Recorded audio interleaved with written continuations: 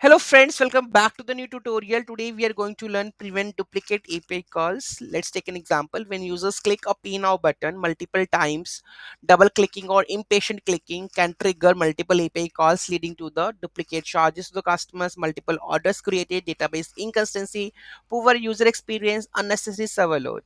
So how we can tackle this solution? Okay, so we have a round solutions. Let's take a look. So first solution, we will go with the disable the button after click, which is a very easy solution. Disable the button immediately after the click and re-enable after the API response. Second, that is debouncing. Delay API call execution until user stops clicking for a specified period. Throttling, limit the API calls to once per specified time interval, ignoring the extra clicks.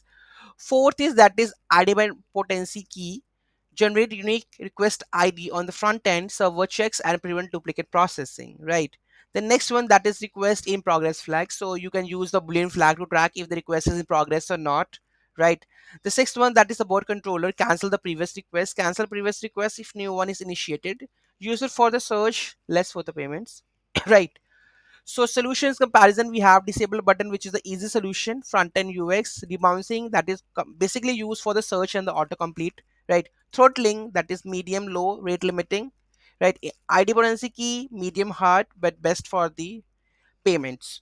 Flag variable, easy.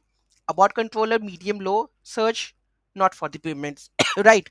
So recommended is the multi-layer approach. So you can check the backend, front end both, like whether the request in progress or not. So that you can use that one. Okay. Any doubt, any query, do let me know in the comment section. Thank you so much for watching this video. Have a great day.